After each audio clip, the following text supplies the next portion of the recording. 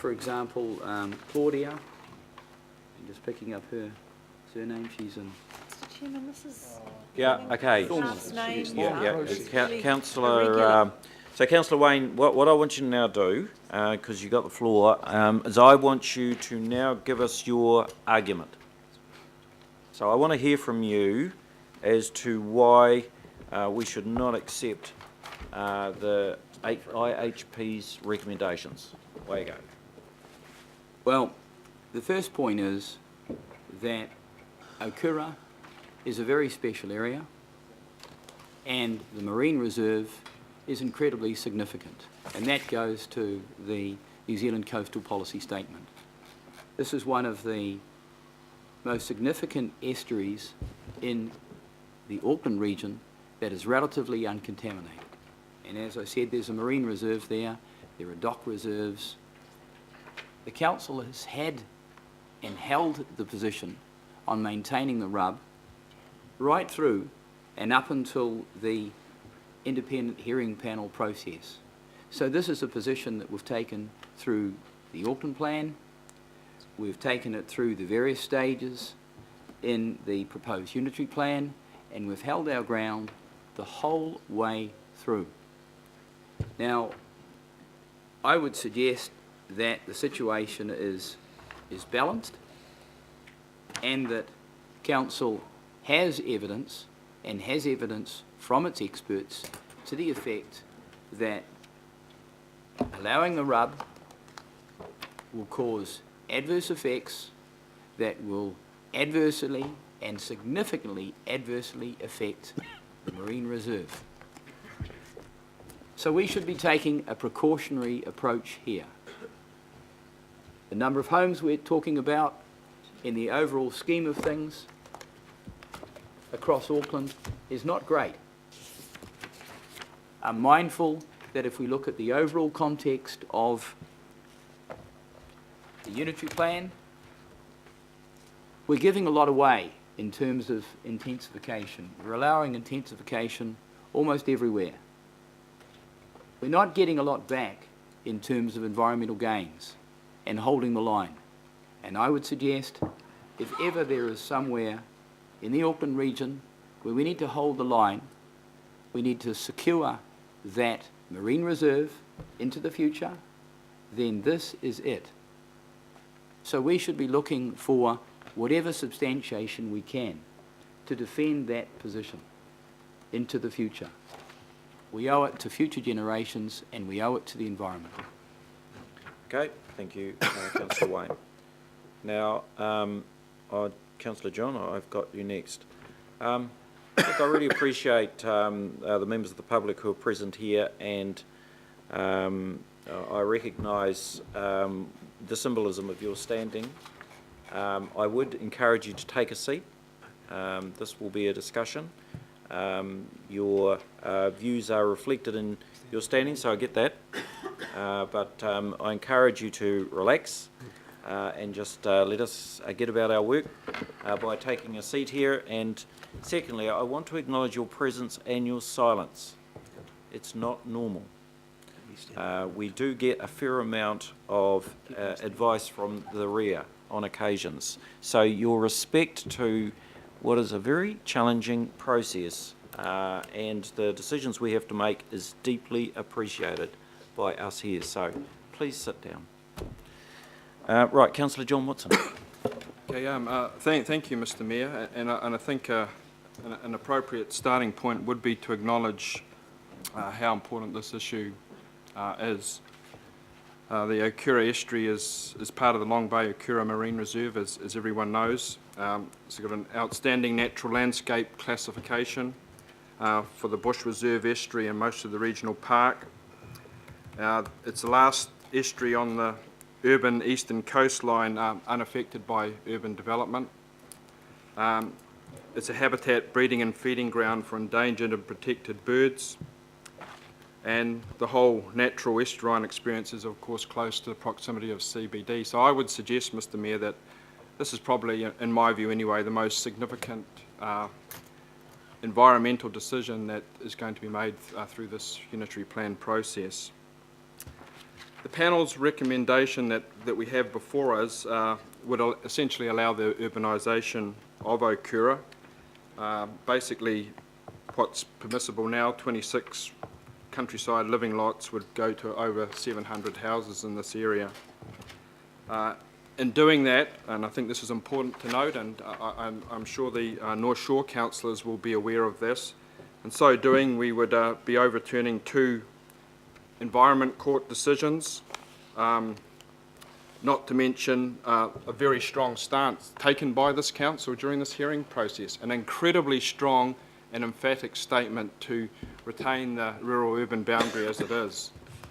Now, Mr. Mayor, you have said that we're not to just go into political matters or to make matters of general statement, and I'm now going to endeavour to do that. I realise through Councillor Walker's questioning that we don't have access to the experts that gave evidence, and that's understandable.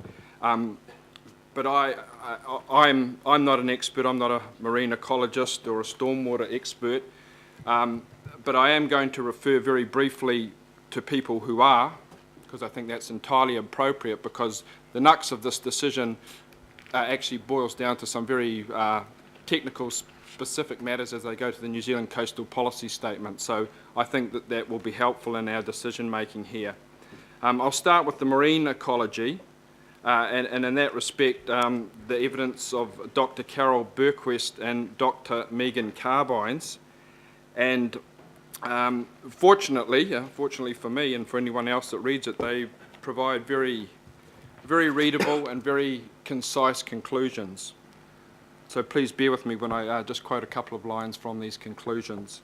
So in respect to the marine ecology, the 2 doctors said the adverse effects of sediment and contaminants from urban development of the Okura land and other development in the catchment are likely to result in adverse effects on the marine reserve, and that this would be contrary to the requirements in the New Zealand Coastal Policy Statement for avoiding adverse effects of activities. And I do quote, as we've come up before, that terminology, avoid.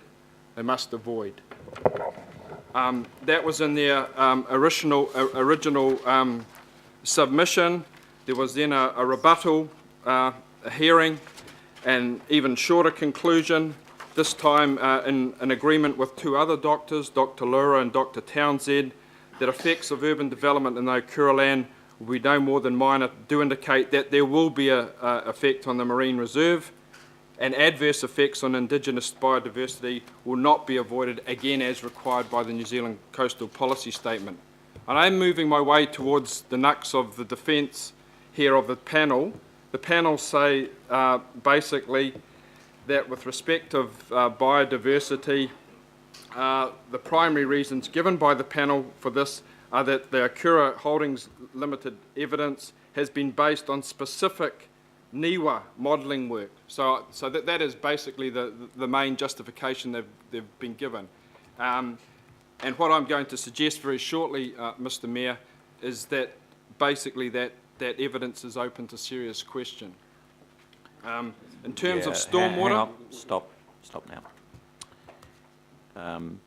We've really spent the last 12 months working to understand what our roles are around this table here. Now, all of that evidence, to be fair and to give people natural justice... Yes, okay. Hang on, John. So that everyone understands, so that no one goes away from this room not understanding the significance of what we're trying to achieve here, which is a balance, and not to rehear their evidence. Otherwise, we would have both sides in here giving us their evidence. We're not doing that. We have actually received a recommendation from the IHP. You did hear the evidence. And so now we are putting our political lens on it and not trying to rehear the evidence. So, okay. John, Councillor John, you are absolutely capable of giving us your very best view without transacting the evidence again. No, okay. I did make the point, Mr. Mayor, early on in my submission that this is expert evidence. Lay people can't comment on this, so it is necessary to refer to this as part of my argument in terms of overturning this recommendation. Yeah, John, So I think that's reasonable. Councillor John, some of this is not actually to do with what is reasonable, otherwise to do with what is legal. And so it's my job as the chair to try and keep you and us in a safe situation in terms of how well we can apply our decision. So I'm just Point taken, Mr. trying to Mayor. give you some Yes, clear parameters. Okay. I thank you for that guidance. Okay, and so that was the marine ecology. The other area of contention was to do with stormwater, and again, the council took a very emphatic position on that with respect that if the OHA land is included within the RUB and urbanised in the manner proposed by OHL, the NIWA contaminant modelling predicts that even with the best practice contaminant management, there will be exceedances of sediment quality. Our evidence. And that is a theme that's continued in the further submission, questioning the NIWA. This is our experts too, by the way, Mr. Mayor. Yeah. Actually questioning the NIWA John, I know evidence. this is a bit of a struggle, and I really don't like to interrupt you, but Well, you've done it 3 times, so you're yes, doing a I good know, job of it. and I'm not enjoying the experience at all. Well, you're enjoying it less than I am. Yeah, I know, and it is annoying when you're actually trying to keep focus on something. But the issue is, and Councillor Wayne managed to keep away from it very well, and that is that if you end up continuing to quote what we presented at the hearing, then by natural justice, I need to call the other guys in here to balance what you're telling us. And I don't want to get into that. This is your opportunity to represent the broad interests of the Okura community and your elected representatives on this specific issue from a political viewpoint, not from the viewpoint of a lawyer or from council officers. Okay. Well, that's Sorry, funny mate. because earlier on we were told that we weren't meant to be putting a political viewpoint when it comes to matter of technicalities. But okay, I'll leave that aside. To cut to the chase, then, our own experts have repeated on a number of occasions, and I'm not quoting here, that that the development proposed or the extension of the boundary at Okura will not be consistent with the New Zealand Coastal Policy Statement. Yep. They have referred to the NIWA research, which was the primary basis justification for the panel for this proposal, and they have questioned that in a number of very specific and a very numerous areas.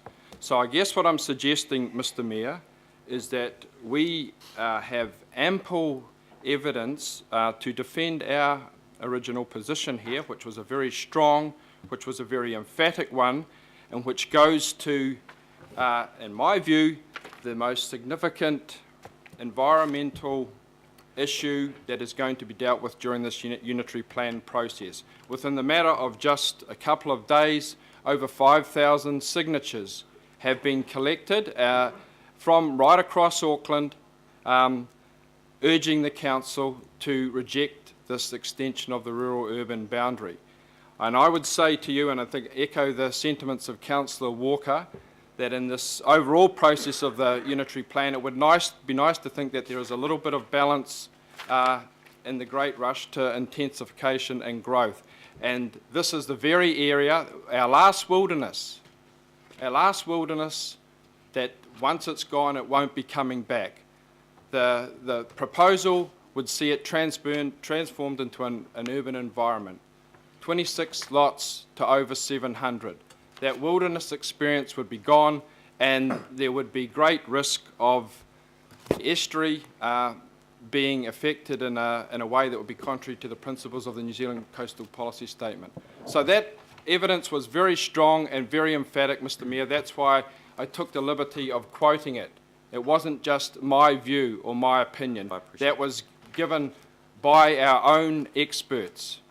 So I would say, Mr. Mayor, and I would urge my fellow members, and particularly I know there's other people around here that are very knowledgeable with respect of Okura, that we do the right thing here and that we stand by our original case, which is a very strong one and which is one that the people of Auckland will appreciate in generations to come. Thank you.